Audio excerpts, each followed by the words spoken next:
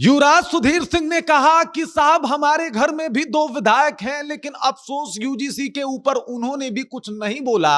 अब अपना दर्द हम किसको बताएं, किसको समझाएं, किसको सुनाएं। अब उनके इस बयान के बाद जो है सबको पता चला कि युवराज सुधीर सिंह का दर्द क्या है, और सारे सवर्ण इस बात को रिलेट कर पाए, क्योंकि जो दर्द युवराज सुधीर सिंह का है वही आज के डेट में दर्द सवर्णों का भी है कि साहब उनके लिए नेता बन के लोग आते तो हैं, लेकिन अफसोस की बात यह है कि कुछ बोल नहीं पाते। चाहे वो रूढ़ी जी हो जो कि सांगा यात्रा तो निकालते हैं, लेकिन आज सवर्ण कह रहे हैं कि सांगा यात्रा निकाल के सवर्णों पे ही टांगा चला रहे हैं। तो दूसरी तरफ जो है आनंद मोहन सिंह, जिनको राजपूतों का, सवर्णों का सिरमौर माना जाता है, वो भी अब तक चुप्पी साधे बैठे हैं, कुछ बोल नहीं पा रहे। पूरी कहानी क्या है सब कुछ आपको विस्तार पूर्वक बताऊंगा, समझाऊंगा, लेकिन उससे पहले मेरा परिचय जान लीजिए। मेरा नाम है रजत और आप जनता जंक्शन देख रहे हैं। एक टाइम था जब ये लोग बात किया करते थे कि साहब सवर्णों के लिए हम खड़े रहेंगे, लेकिन अफसोस की बात यह है कि आज के डेट में चाहे वो कोई भी बड़ा नेता हो, वो यूजीसी के खिलाफ कुछ बोल ही नहीं पा रहा, यूजीसी के ऊपर कोई बयान ही नहीं दे पा रहा। और इस बात को लेकर अब चर्चा शुरू हो गई है कि आखिरकार सवर्ण आज अकेले कैसे पड़ गया। ये इतने सारे जो विधायक थे, लगभग 71 विधायक जो है वो 71-72 विधायक सवर्णों के, और वो लोग चुप हैं। ये चुप क्यों हैं? इतने सारे सांसद सवर्णों के, वो लोग चुप हैं, और चुप क्यों हैं? और आखिरकार इसके पीछे का कारण क्या है? देखिए, यूजीसी आता है, यूजीसी के बारे में तो अब तक आप लोग समझ गए होंगे यूजीसी क्या कानून है। अगर नहीं समझे तो मैं आपको बता देता हूं।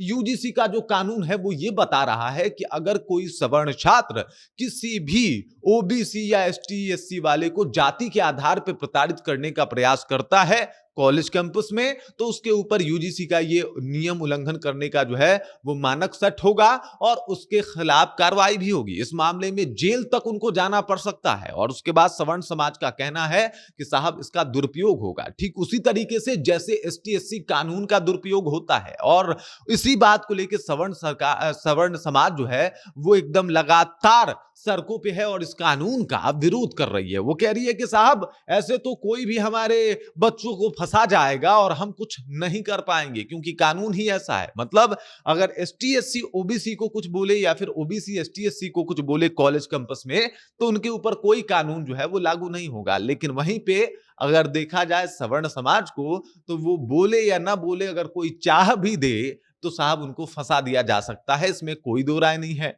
और मजे की बात यह है कि अगर झूठे आरोप में उनको फंसाया भी जाए और बाद में प्रूफ भी हो जाए, तो परेशान भले सवर्ण हो जाए तब तक के लिए, लेकिन उन एसटी एससी या फिर ओबीसी वाले लोगों का कुछ नहीं होगा जो इस मानसिकता के साथ कि इस व्यक्ति को फंसा देना है, उनका कुछ नहीं बिगड़ेगा। और इसी बात को लेकर तमाम तरीके से विरोध सामने आ रहा है, जिसके 71 विधायक हैं बिहार में, वो कुछ नहीं बोल पा रहे हैं साहब, वो एकदम से चुप्पी साधे बैठे हैं। युवराज सुधीर सिंह ये हैं, आपको दिखाई दे रहे हैं, ये कह रहे हैं कि हमारे घर में भी दो विधायक हैं। ये एक आपको रणधीर सिंह जी दिखाई दे रहे होंगे, एक जो है वो केदारनाथ सिंह है जो इनके चाचा हैं और ये इनके भाई हैं। और इनके ऊपर ही कह रहे हैं कि हम खुद मायूस हैं, हम खुद परेशान हैं कि साहब इसके ऊपर क्या बोले, हम क्या ही कह पाए, हमें समझ नहीं आ रहा है, क्योंकि आज हम खुद इस मामले पे चुप रहना ही पसंद कर पा रहे हैं, क्योंकि हमारे घर से कोई आवाज नहीं उठा पा रहा है। लेकिन फिर भी इन्होंने आवाज बुलंद किया।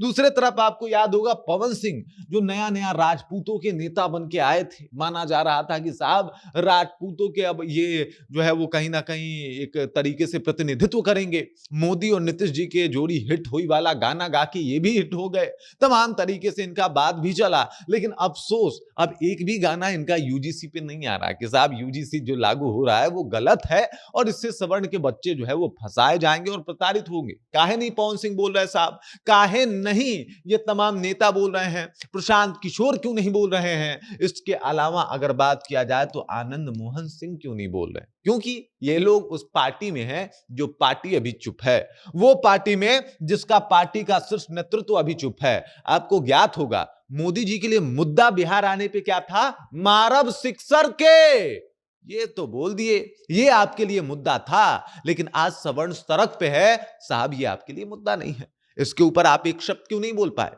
एक बार और आइए ना, आके बोलिए कि साहब ये गलत कानून है। लेकिन मोदी जी के लिए मुद्दा है ही नहीं। मोदी जी के लिए तो ये कोई मुद्दा नहीं है। सवर्ण सड़क पे आ जाए, सवर्ण जो है वो आज रोड पे मार्च निकाले, करनी सेना लगातार जो है वो कहते रहे, लेकिन अफसोस कुछ नहीं हो सकता। और सवर्णों, तुम अपनी हालत देखो, एक बार अपनी हालत देख लो। आज तुम्हारे साथ कोई खड़ा नहीं है। जिनको अपना नेता मानते थे वो भी खड़ा नहीं है। जिनको जात के आधार पे वोट दिया वो भी खड़े नहीं है। वो भी खुल के सामने आके कुछ नहीं बोल पा रहे हैं। एक बार अपनी हालत देखो और तरस खाओ कि आज तुम जब सड़क पे उतरे हुए हो तो भी तुम्हारा साथ देने वाला कोई नहीं है और ना ही साथ दे पा रहा है। आपको क्या लगता है, यूजीसी का जो ये कानून है उसे हटा दिया जाएगा? जिस हिसाब से सरकार की प्रतिक्रिया है साहब, ये नहीं हटने वाला कानून है। सरकार इसके ऊपर संज्ञान क्यों नहीं ले रही? इस मामले को कोर्ट में क्यों नहीं ले जाया जा रहा? तमाम तरीके की बातें सामने आ रही है। एक है हमारे यहाँ के राजीव प्रताप रूढ़ी जी। रूढ़ी जी का जवाब ही अलग है। मतलब रूढ़ी जी कुछ भी हो अलग दिखते हैं। वो पहले सांगा यात्रा निकालते हैं, राजपूत समाज किस तरीके से प्रताड़ित हुआ इसकी बातें करते हैं और गाथा गाते हैं। लेकिन आज जब यूजीसी कानून आया तो इसके ऊपर चुप हैं वो, इसके ऊपर वो कुछ बोल नहीं पा रहे। और ये सारी बातें बता रही है कि साहब, चाहे आप नेता किसी को मान लें, चाहे आप नेता किसी को बना दें, लेकिन सवर्णों के हक हुकूक के में जो है वो आवाज उठाने वाला कोई नहीं है। इसका प्रमाण है ये। अब आप सोच रहे होंगे कि यूजीसी को लेके सवर्णों का क्या ही बिगड़ रहा है। तो साहब, अगर वाकई फंसाने की कोशिश की जाए तो फंसाया तो जा सकता है। आरजेडी के प्रवक्ता ने तो साफ तौर पे कह दिया कि साहब इनको फंसाना चाहिए, काहे कि ये लोग जो है वो हजारों सालों से सत्ता में बैठे हैं। अरे साहब, कोई डीएम बना है, कोई एसपी बना है तो आपके मदद से बना है। आरजेडी के कोष से उसको पैसा भेजे थे क्या आप? या फिर जिस तरीके से आपके यहाँ विधायक बना दिया जाता है उस तरीके से लोग विधायक बने थे? वो अपने टैलेंट के दम पे बने थे। इनफैक्ट उन लोगों ने ज्यादा स्ट्रगल देखा, उसके बाद वो उस जगह पे पहुंचे हैं। ज्यादा पढ़ाई भी करनी पड़ी होगी। 3 अटेम्प्ट में उन्होंने ये क्लियर भी किया होगा, क्योंकि चौथा अटेम्प्ट तो सरकार देती नहीं है। और उसके बाद भी आप कह रहे हैं कि काहे बैठे हो? मतलब ये तो कमाल ही हो गया। और इस तरीके की चीजें जब जब सामने आती है तब तब सवाल उठता है। आज सवर्णों के हक में बोलने वाला कोई नहीं है। सवर्ण अकेला है और ये लड़ाई उसके अपने अकेले की है। भले करनी सेना बोल रही हो, लेकिन उसके बाद भी कोई पॉलिटिकल सपोर्ट न मिलना ये बताता है कि हिंदुस्तान में सवर्णों के ऊपर राजनीति होती है और सवर्णों की वैल्यू कितनी है। बाकी इस खबर, इस जानकारी को लेकर आप क्या सोचते हैं? आपके जहन में क्या कुछ चल रहा है? कमेंट कीजिए, अपना विचार हम तक पहुंचा दीजिए। बाकी आप देख रहे हैं जनता जंक्शन और मेरा नाम रजत है।